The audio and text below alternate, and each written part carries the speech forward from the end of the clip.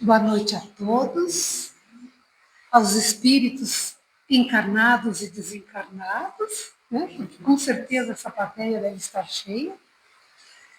Então, convido a todos a acompanhar a prece que iremos fazer. Amado Mestre Jesus, é uma alegria muito grande, Senhor, quando estamos na casa espírita,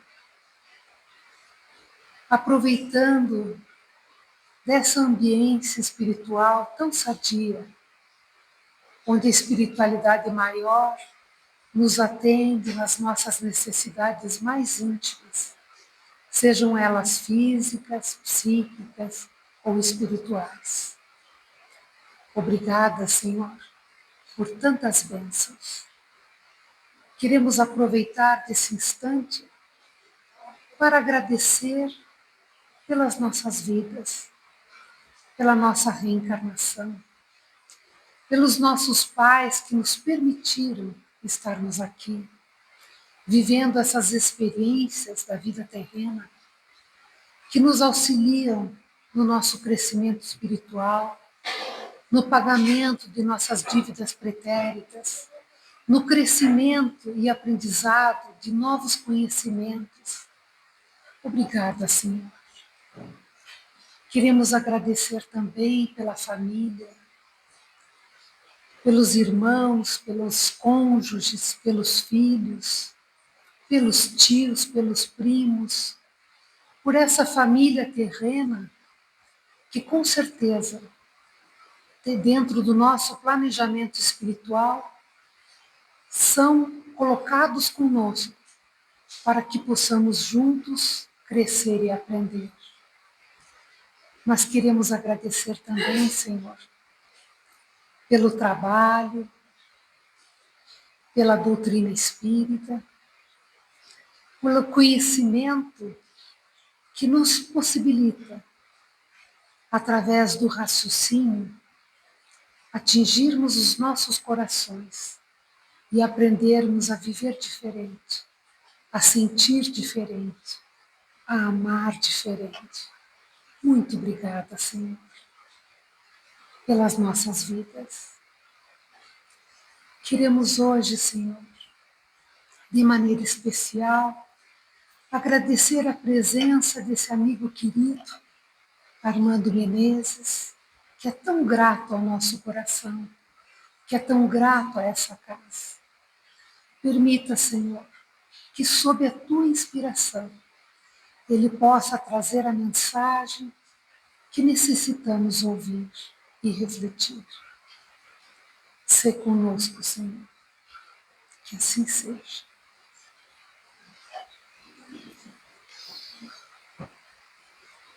Queridos amigos, obrigada pela presença de vocês. Me chamo Marie e hoje gostaria de apresentar meu amigo Armando, né? Companheiro de trabalho da nossa casa de muitos anos e que veio lá de Belém do Pará para Curitiba. Saiu da chuva para vir para a chuva, né, meu amigo? Lá com calor, aqui com frio. Chuvitiba, isso mesmo. Então, fiquem com eles, meu amigo, que vai trazer uma mensagem que com certeza vai aquecer nossos corações.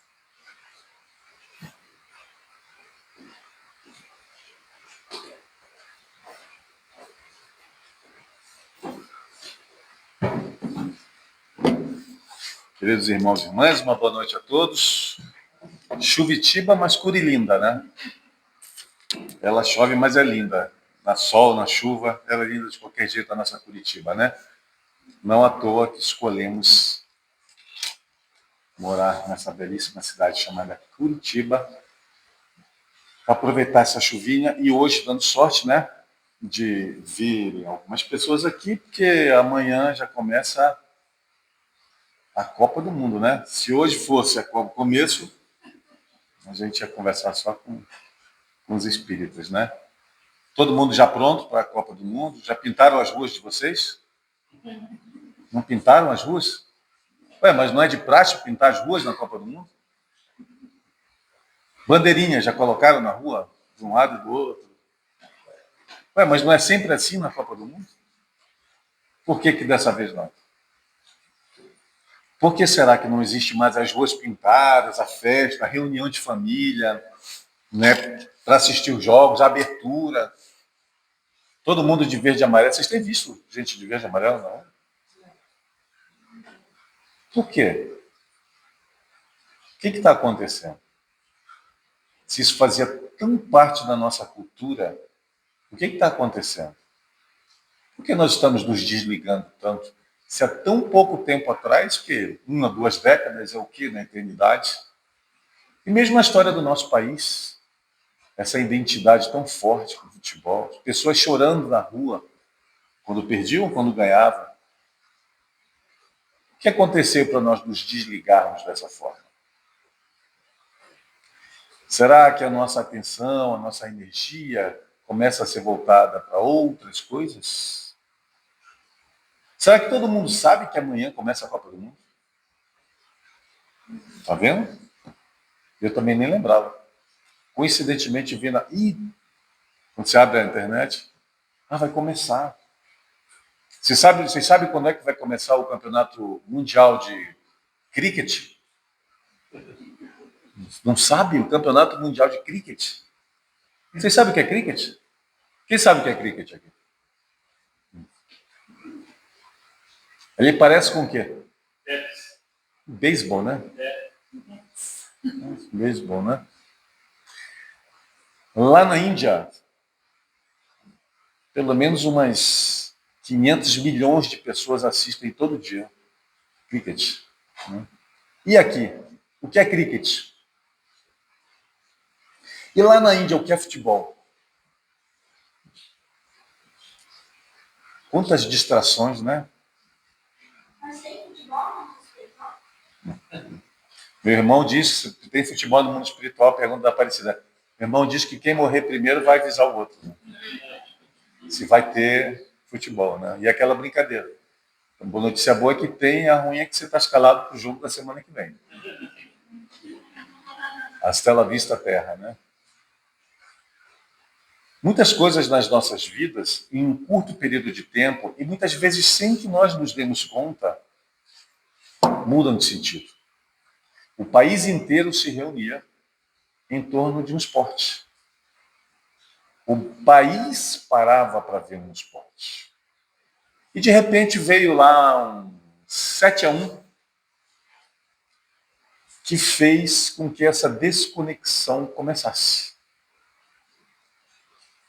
As pessoas passaram a perceber que isso verdadeiramente não fazia, não tinha significado tão forte quanto se imaginava nas vidas pessoais delas. E esse desligamento começa, então, nessa época. Junto com isso, a conscientização e até a politização do nosso país, para que as pessoas dessem mais importância aos rumos que o nosso país toma em relação à economia, à política, à ciência, ao ensino, à nossa vida pessoal, às nossas finanças. E outras coisas foram tomando espaço daquele evento que era aguardado com ansiosidade a cada 4 anos. E hoje nós vemos esse espaço, essa atenção totalmente esvaziada. Não seriam essas, sem menosprezar a importância dos esportes, né, que são sempre muito importantes, mas não seriam essas algumas das distrações a que Jesus se refere na parábola do festim de bodas, quando ele nos diz que o rei chamou dos seus servos e eles foram a convidar aqueles que encontrassem pelo caminho para que fizessem parte do festim. E então Jesus nos diz que muitos deles recusaram o convite e se foram, uns para o seu trabalho, outros para a sua casa de campo. Quantas distrações nós temos aqui na Terra? Futebol, cricket, esportes e assuntos diversos que nós dedicamos a nossa atenção, o nosso tempo, a nossa energia, sem que muitas vezes esses assuntos tenham verdadeiramente conexão com o nosso. O que nós viemos fazer aqui na Terra? Progredir. Então, quando o mestre nos alerta sobre essas distrações, nós não podemos imaginar que sejam só as casas de campo, o trabalho, porque senão diríamos, não, eu estou na casa de praia, não estou me distraindo, não estou na casa de campo. São exemplos que Jesus nos dá para que nós atentemos do que estamos fazendo aqui na Terra, para nos lembrar de qual é o objetivo da nossa existência, que é o nosso progresso. A nossa atenção, os nossos pensamentos, a nossa energia, o nosso planejamento precisa estar no nosso progresso. Nós precisamos ter a ciência e a consciência de que estamos aqui para isso. E de que tudo que nos acontece, tudo ao entorno das nossas vidas, é como que um material pedagógico para que nós, alunos, consigamos alcançar o maior estágio possível aqui na Terra. Porque sabemos que daqui não podemos sair perfeitos. A perfeição relativa que estamos destinados. A perfeição absoluta só Deus. Ainda assim, ainda que sigamos, que vivenciemos o Evangelho na sua essência, como espíritos puros, aqueles da questão 170 do nosso livro dos Espíritos, daqui não sairemos, sem que precisemos mais reencarnar. Como nos diz a questão 192 do nosso livro dos Espíritos. Da Terra, por mais perfeição que nós consigamos alcançar aqui na Terra, daqui nós não conseguiremos sair como espíritos puros. A Terra não nos oferece essa condição. E nem nós estamos prontos para essa condição. Porque nos diz Kardec que um espírito puro possui qualidades morais e desenvolvimento cognitivo, intelecto, que nós sequer conseguimos imaginar. Mas existe sim uma perfeição relativa aqui na Terra que nós podemos alcançar. E é para isso que nós estamos aqui. Em quantas encarnações? Como um aluno que vai à escola e diz, eu permanecerei nessa escola por 3 anos, 4, porque ela é destinada, digamos que ao ensino fundamental, ou ao ensino médio, 3 anos. É o tempo de permanência nessa escola. Qual é o tempo de permanência na Terra? Digamos que cada ano letivo, na escola, fazendo essa comparação, seja uma encarnação na Terra. Ou em mundos semelhantes à Terra, mundos materiais. Quantos anos nós precisamos aqui na Terra para passar para um outro orbe de uma outra categoria? Ninguém arrisca. Quantas encarnações?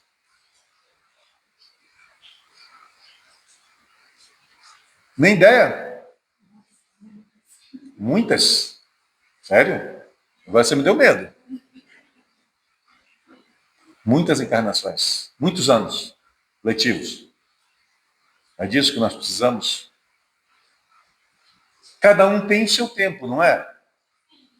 Cada um tem o seu tempo. É uma filosofia determinista. que nos coloca impotentes diante de nós mesmos, que, por assim dizer, rouba uma lei derrogável do próprio Criador, que nos traz a doutrina espírita, e essa lei se chama livre-arbítrio.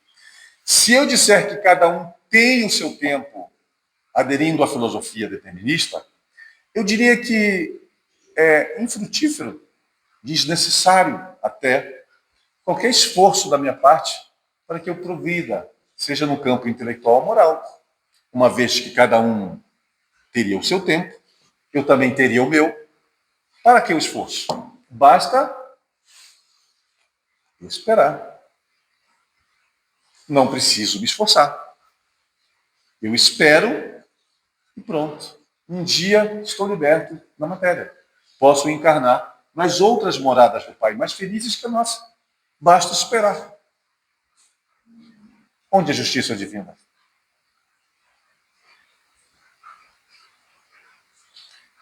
Onde a lei inderrogável do livre-arbítrio? Portanto, será mesmo que cada um tem o seu tempo?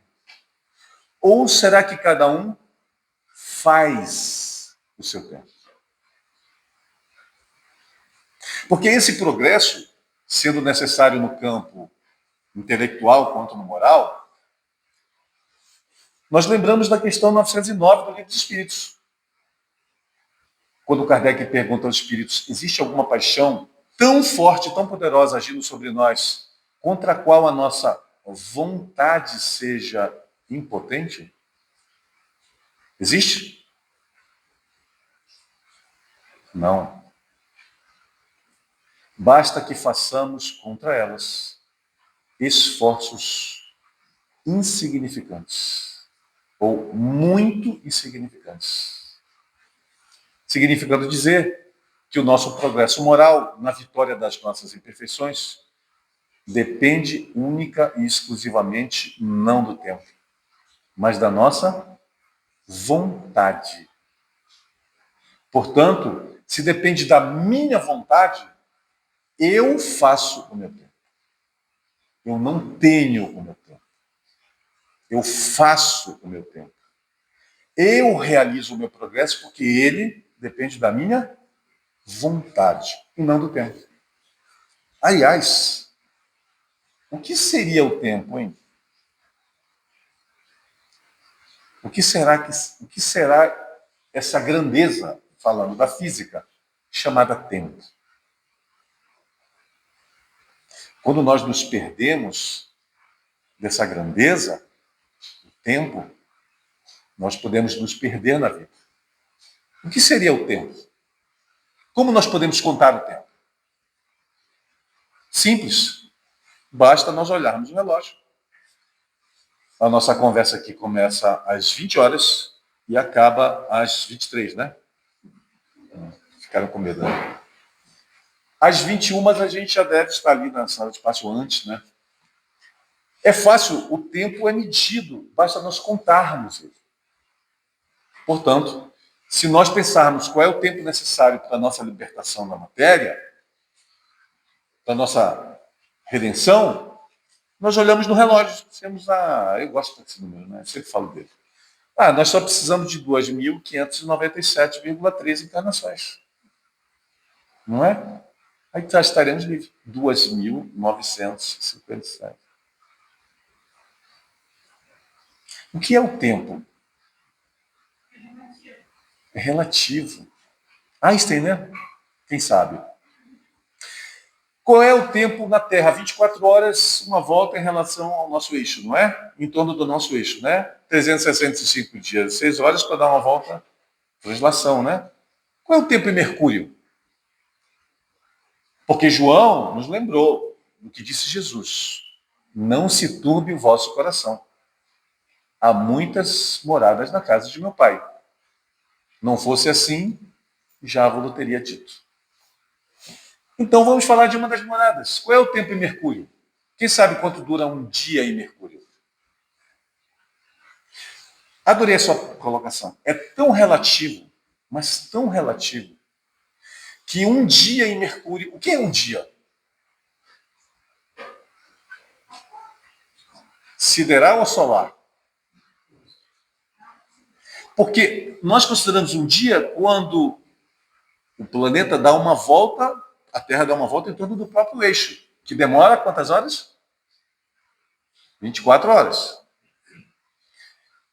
E temos uma pequena variação da luz do dia, depende da nossa latitude. Onde nós estivermos, o dia pode ser mais longo, mas nós tomamos como referência a luz do dia. Acontece que Mercúrio, para dar uma volta em torno do eixo, leva em torno de 59 dias. Mas para você ver a luz do Sol em Mercúrio, ele precisa de 76 dias. 76 giros. Que estranho, né? Peraí, se ele dá uma volta em 59 dias, ele dá uma volta, como é que eu só vou ver o Sol em 76? Nós vemos o Sol aqui 24 horas. Lá, quando o Sol se põe, eu vou precisar de 76 longos dias de escuridão para ver o Sol de novo. Ainda que ele dê uma volta em apenas 59 horas. 59 dias. Em função do movimento de translação. Um ano lá são 88 dias. Portanto, ele dá 3 voltas para cada 2. Então, o ano lá, o nosso é 365. Lá são 88 dias. Como contar o tempo? E Júpiter? A nossa casa sonhada. Assim como tem muita gente que sonha em morar em Curilinda, deve ter muita gente que sonha em morar em Júpiter. O mais evoluído do nosso sistema solar. Ah, eu vou me mudar para Júpiter. É muito melhor, muito mais bonito, né? Não tem mais morte. Vida imaterial. Quanto dura um ano em Júpiter? Quantos do nosso tempo, o que é um ano em Júpiter? 365 dias? Não. 4.336 dias. Quase 12 anos. Um ano em Júpiter. E os espíritos vivem lá, segundo informações de Kardec, cerca de 500 anos. 500 anos. E um dia em Júpiter? 9 horas e 56 minutos, menos de 10 horas. Daquele tamanhão todo, ele gira numa velocidade muito maior do que a nossa. Afinal de contas, o que é tempo, gente? Simples, basta olhar no relógio. De onde? Da Terra? De Mercúrio? De Júpiter? Eu vou olhar para o Sol? Ou vou esperar o planeta dar um giro? E se eu não estiver em planeta nenhum? Se eu sair do planeta e ficar no espaço parado? Como eu vou contar o tempo? Ah, eu vou levar o meu relógio. Não é isso? A gente vai lá para o espaço e leva o relógio. E o relógio acabou a bateria. E agora? Como eu vou contar o tempo? Acabou a bateria do meu relógio, eu estou no espaço. Não tem dia e noite. Eu não estou em nenhum planeta. Como eu vou contar o tempo? O que é tempo, gente? O que é tempo? E nós usaríamos uma proposta filosófica para o tempo. Quem sabe? O tempo não seria a distância percorrida, nossa, do primitivismo à angelitude. Quem sabe nós podemos contar o tempo como esse movimento que nós fazemos rumo à perfeição relativa que todos nós estamos destinados. Quem sabe se eu resolver dizer que eu sou assim e que assim permanecerei, eu não estaria como que pausando o relógio da minha existência. Porque se a proposta é que o tempo seja o deslocamento meu do primitivismo à angelitude, e nas existências eu tenho a oportunidade de me movimentar em direção à perfeição, a que estamos destinados, e eu digo a mim mesmo que eu sou assim, quem sabe eu não estou pausando o meu relógio do tempo da minha vida e permanecendo no atual estágio. Quando nós perdemos a noção do verdadeiro tempo, nós nos perdemos de nós mesmos. Nós nos desconectamos com o verdadeiro sentido da vida, que é o nosso progresso. E em estando desconectados desse tempo do nosso progresso, desse movimento do nosso progresso, nós nos desconectamos de nós mesmos. Não apenas de Deus, do Criador, de Jesus, mas de nós mesmos. Não à toa, sabemos do alarmante índice de pessoas no mundo inteiro com ideação suicida.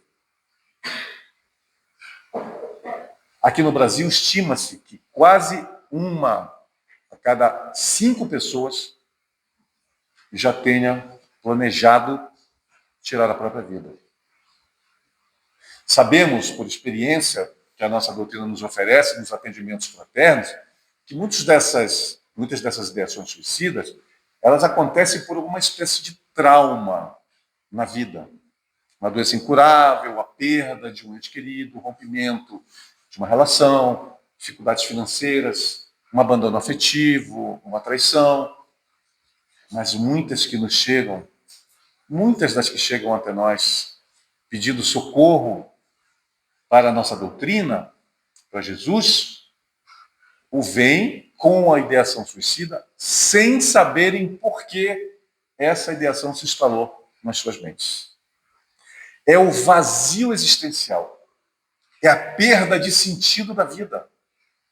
Porque eu me perdi, eu me desconectei desse movimento que define o tempo, não apenas da minha existência, dessa passagem na Terra, mas da minha vida como espírito. E em me desconectando desse tempo, da necessidade desse movimento de progresso, eu perco o sentido da existência. E isso causa dor. E podemos muitas vezes dizer, na verdade o suicida é um covarde, porque não tem coragem de enfrentar os problemas da vida.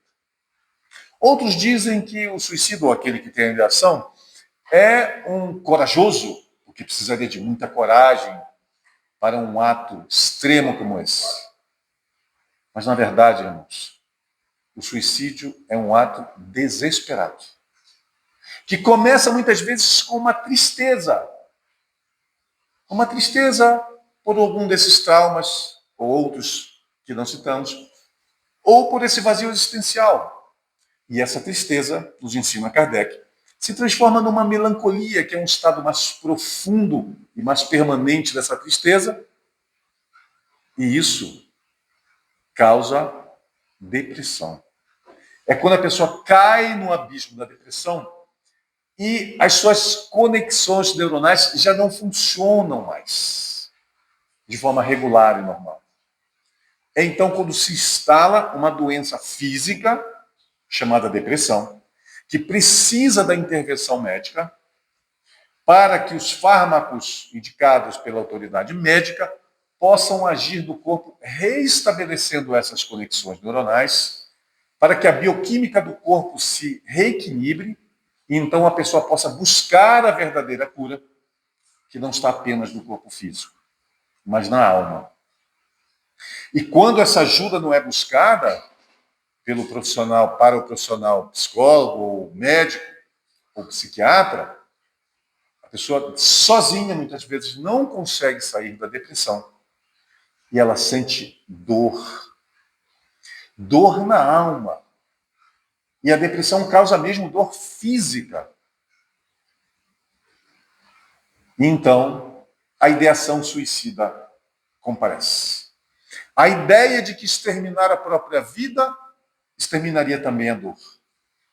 Até mesmo entre cristãos que acreditam e que sabem, não apenas acreditam, mas sabem que não morremos, que estamos momentaneamente em um corpo físico, mas que somos imortais.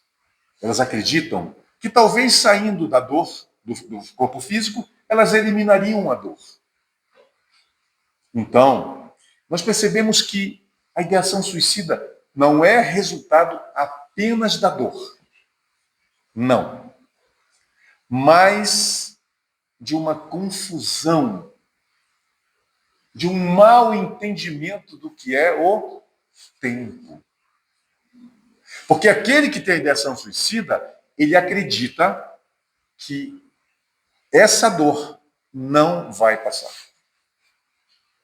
E aí comparece o desespero. Por isso, aquele que tem a ideação suicida não é um covarde, nem tampouco um corajoso, mas alguém em desespero. Desespero porque, em perdendo a noção do que seja verdadeiramente o tempo, ele acredita que aquela dor não irá passar. E que é necessário a saída do corpo físico para que, em saindo do ambiente, numa forma absolutamente ilusória, ele conseguiria eliminar a dor. E nesses momentos, é claro, ainda que a dor seja legítima, comparecem os irmãos menos felizes do plano espiritual. E fazem com que aquela pessoa, de tanto ter aquela ideia, comece a achar aquela ideia normal e acabe acreditando que a ideia é dela. Eu descobri que se eu sair da vida física, eu eliminarei a dor. Na confusão do que é o tempo, que é o movimento nosso rumo ao progresso. Lembram da frase do Senna? Driven to perfection. Eu estou rumo à perfeição. Se eu paro, eu me perco de mim mesmo. Eu me desconecto do Criador, de Jesus e de mim mesmo.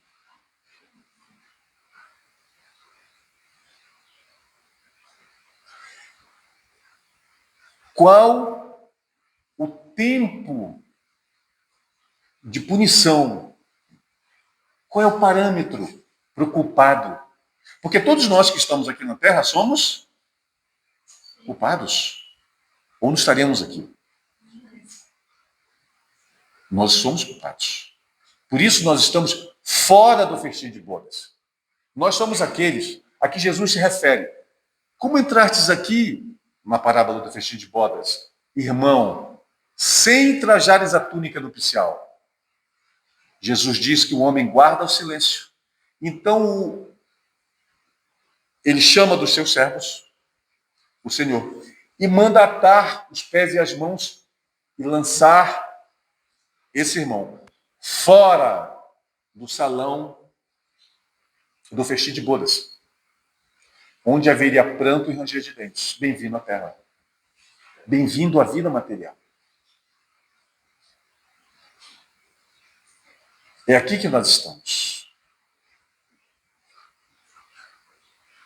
E em nos desconectando dessa realidade, em acreditando que dores são eternas, ou que momentos felizes das nossas vidas, das nossas existências na Terra, são eternos, quando chega a tempestade, muitas vezes nós nos perdemos de nós mesmos.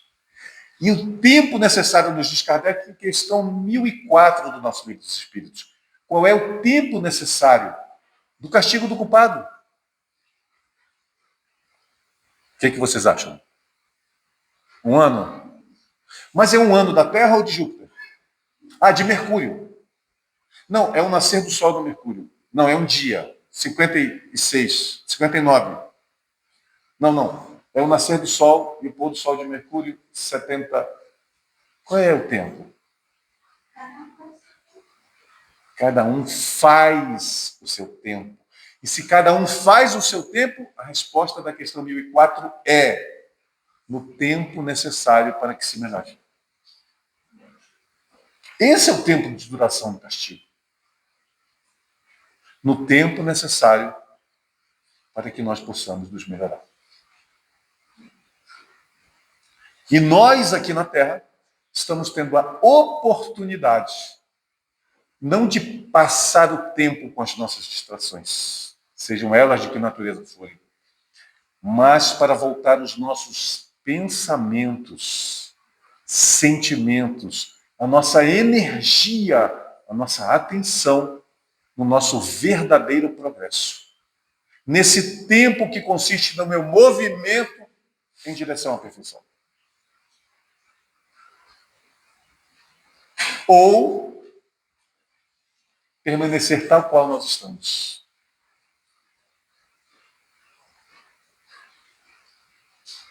Na Terra. E às vezes nós acreditamos, mas quando eu tiver desencarnado, dessa vez, na outra vida, não nessa, né? Na outra, essa dá muito trabalho. Na outra vida, porque quando eu desencarnar, eu vou para o plano espiritual. Espírito errante. Não no sentido de erro, é apenas uma palavra, didaticamente falando, para designar aqueles espíritos que ainda não atingiram a condição de puros, que estão 170 e, portanto, não precisam mais reencarnar, mas que estão entre uma encarnação e outra, seja em que orbe for. Então, nós somos espíritos errantes nessa condição. Aí nós pensamos, quando eu desencarnar, aí eu vou aprender muita coisa. Na próxima encarnação, pode deixar comigo. Uma notícia para vocês. Essa é a próxima encarnação. Essa aqui. Vocês prometeram. Para vocês mesmos. Essa é a próxima encarnação. E para piorar, vocês conheceram a doutrina espírita, que nos ensina tudo isso e muito mais. Só para piorar. Terrível, né? Que condição a nossa. Nós já sabemos muito. Por que eu vou dizer que é a próxima? O que eu vou dizer lá em casa no plano espiritual? Olha, sabe o que acontece? Eu não sabia. Ah, sabia. Você ouviu falar de Kardec? Ah, não, esse sim, claro. E o Pentateuco? Não, claro, eu estudei. E o que você não sabia? Para aproveitar essa encarnação. O sábio, nos diz Kardec, o sábio, questão 617, estuda as leis da matéria. E o homem de bem as da alma e as vivencia. São excludentes? Não. Não. Emmanuel, pensamento e vida. A sabedoria e o amor são as duas asas que conduzem os anjos à presença de Deus. Nós precisamos de desenvolvimento cognitivo quanto do moral. Mas a questão 898 do nosso Livro dos Espíritos nos diz algo aterrorizante. Que em apenas 1 hora, no plano espiritual, nós conseguimos aprender o que na Terra nós levaríamos anos. Anos, 1 hora. 1 hora. No plano espiritual, nós aprendemos o que nós aprenderíamos anos na Terra. Pronto, gente, está aí a solução. Vamos esperar nós desencarnarmos. Aí lá a gente vai aprender um monte de coisa e depois a gente volta. Certo? Outra notícia ruim para vocês. Vocês já fizeram isso. Antes de vir para cá. Não é à toa que vocês estão entre os menos de 1% da população da Terra que conhece a doutrina espírita. Menos de 1%. Hasta la vista, desculpas. Nós já sabemos. E muitas vezes nós acreditamos, quando vemos Kardec nos ensinar em pergunta aos espíritos, onde está escrita a lei de Deus? Na questão 621, onde é mesmo que está escrito? Na consciência, nós dizemos, então, todas as vezes que eu errar, eu vou sentir dor na consciência. Pronto, eu já entendi tudo. Agora eu posso embora para casa, mas eu não estou errando mesmo, não estou ofendendo ninguém. E quando eu paro, e quando eu deixo de fazer esse movimento de progresso, e quando eu pauso o relógio, não apenas da existência, mas da minha vida verdadeira, a vida espiritual, aqui encarnados também, eu não estaria infringindo a lei de progresso? Eu não sentiria as dores relativas a essa infração dentro do tribunal a que Jesus se refere, que é a nossa própria consciência? Aquele que diga raca ao seu irmão será condenado em juízo e arderá no fogo do inferno da consciência. Não é à toa as enxaquecas, as dores de cabeça, a fibromialgia e tantas outras doenças crônicas, quando não degenerativas incuráveis, que comparecem no meu corpo físico para me mostrar que eu me desconectei do meu movimento de progresso. E que eu me confortei com a ideia de que basta eu esperar as 2.597,3 encarnações, portanto, nada preciso fazer. É muito confortante pensar assim, à primeira vista. Mas a consciência nos acusará. Infratores das leis divinas. Seríamos aqueles como que na parábola dos talentos enterraríamos os talentos, oportunidades que Deus nos concede. E quando de volta ao plano espiritual, quando o amo volta da viagem, eu apresentaria um talento de volta a ele. Sei que és severo, que colhes onde não plantaste, está aqui o teu talento. Servo mau e preguiçoso. São as nossas oportunidades. As que nós estamos tendo aqui na Terra agora. Não na próxima encarnação. Nessa encarnação. Oportunidades de entender o que verdadeiramente significa o tempo. Que é esse movimento em direção ao nosso próprio progresso. Há um tempo atrás, na época da pandemia, eis que estávamos em um evento a trabalho, eu, a esposa e a sogra, no Rio de Janeiro, quando a pandemia chega ao Brasil. Para não ficarmos presos. Imediatamente interrompemos o evento, todos nós. Voltamos para casa, cada um para o seu estado. Voltamos para Curilinda. E aqui permanecemos sem deixar que a sogra idosa viajasse. Protegemos. Mas, como a nossa profissão nos obriga a não parar, porque se navios pararem, o mundo para, não teremos suprimentos, precisávamos trabalhar e fizemos, ainda com risco. E todas as vezes que voltávamos, eu fazia uma quarentena. Me fechava no quarto para proteger a sogra. A esposa ia com um prato de comida, batia na porta. Opa, chegou o meu almoço. Eu aguardava alguns minutos para ela sair de perto. Eu abria a porta e puxava o prato para dentro, almoçava, lavava a minha louça na pia do banheiro, colocava de volta e batia na porta dela, ouvia, pegava. Eu passava álcool, né? Porque eu podia ter pego alguma coisa, podia levar a sogra. Imagina, né? Além de você morrer, você não leva a sogra junto? É inferno da certa. É inferno da certa. Protegendo a sogra. Quando eu saía da quarentena, eu fazia muita pipoca para ela. e assistia filme, novelas. Não assisti novela, não assisti filme. Eu disse, meu Deus, estou conseguindo, gente. Olha isso. Depois de um começo, né? 2 anos depois do casamento, 2 anos que eu não via a sogra. Foi muito harmonioso a nossa convivência distante, 2 anos. Aí eu disse, mas eu vou aproveitar a oportunidade. Essa pandemia vai me sair daqui. Se eu morrer nessa pandemia, se eu desencarnar aqui, mas eu desencarno com a sogra gostando de mim.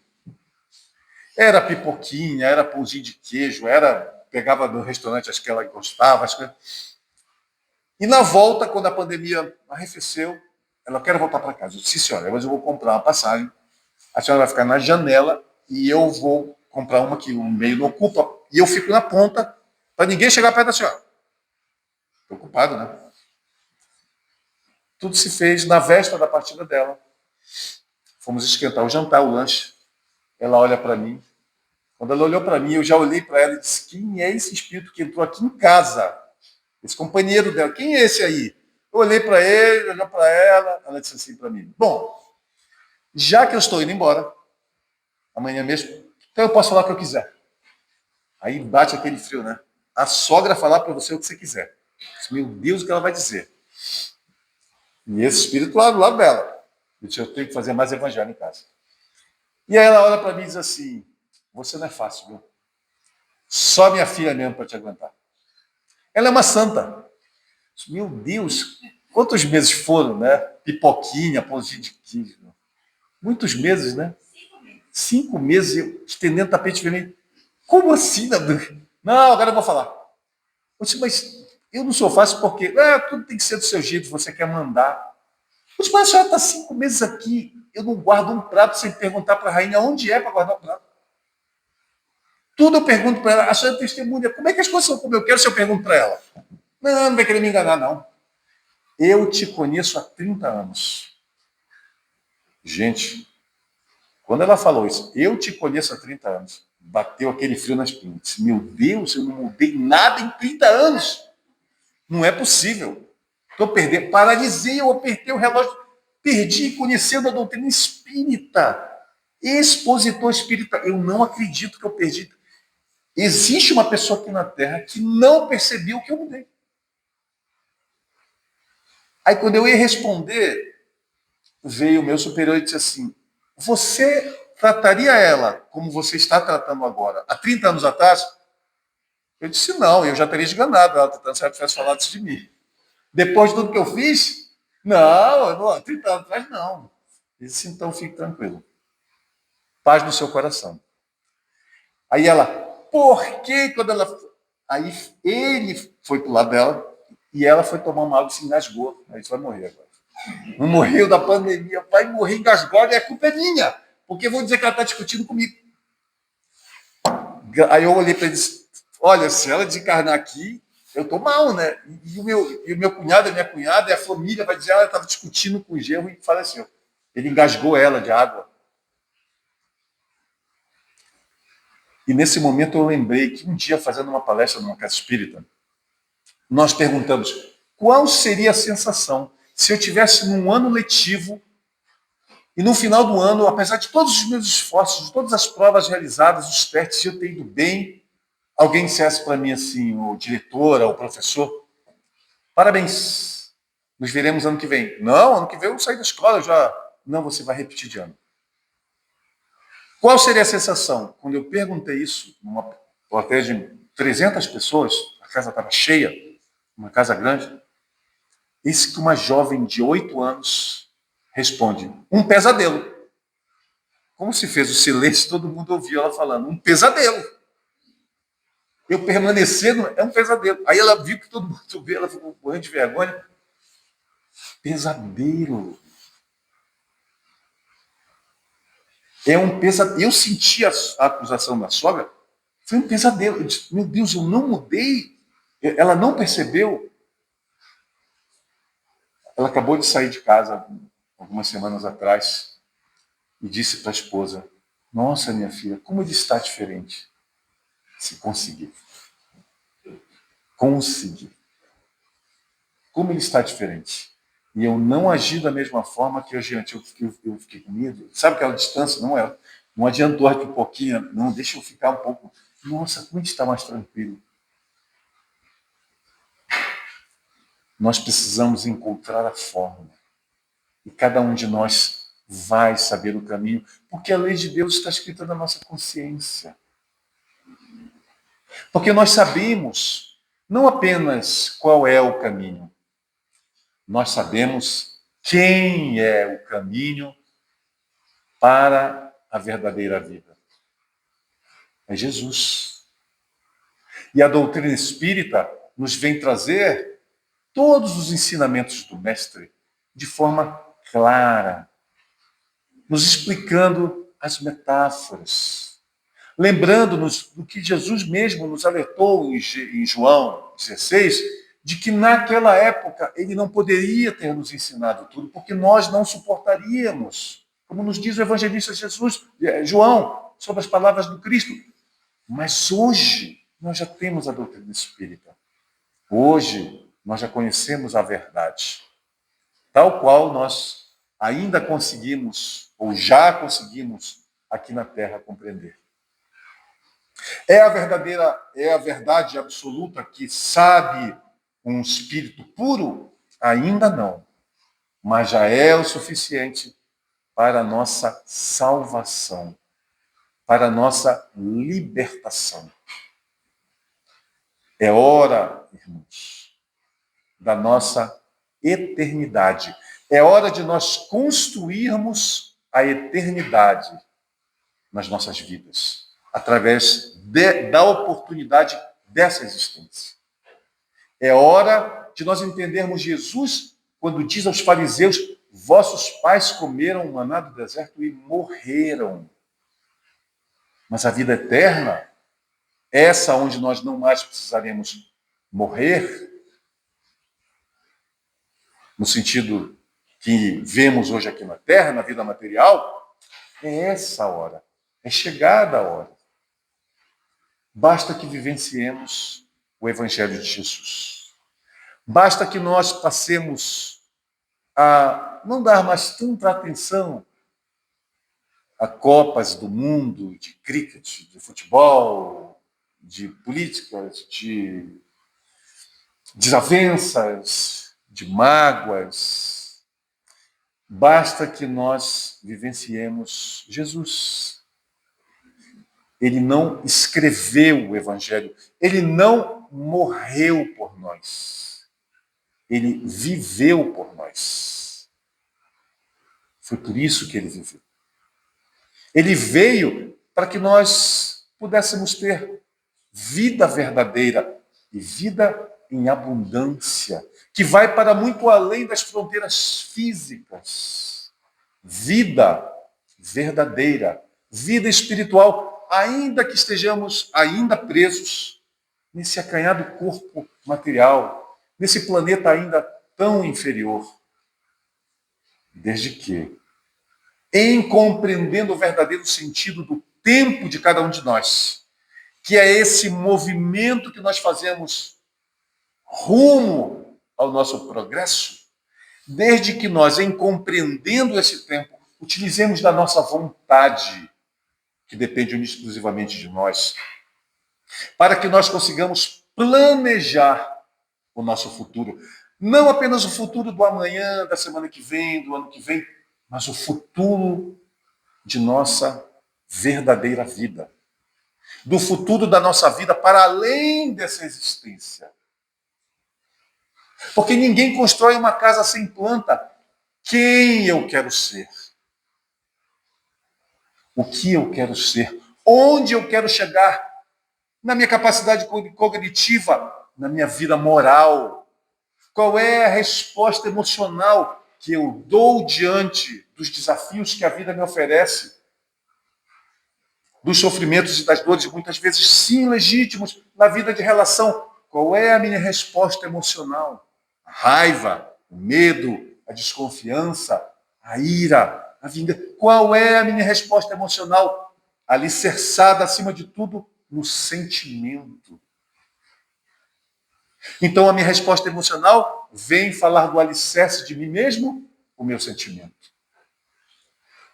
É chegada a hora, irmãos, da construção de nossa eternidade, que só se fará quando nós entendermos qual é a maior força do universo, que é o amor. A começar pelo amor por nós mesmos. Porque o amor que eu dou ao próximo vai até o limite do amor que eu dou a mim mesmo. Amar ao próximo como? Amem-se. Acreditem em vocês. Acreditem nas promessas de Jesus, que nunca nos disse que seria na próxima encarnação. Foi ele, foi o próprio Cristo, que disse que aquele que comesse de sua carne e bebesse do seu sangue teria vida eterna. O nosso desejo, no fundo do nosso coração, é que vocês também, à luz do evangelho daquele que viveu por nós, construam a eternidade no coração de vocês. Obrigado.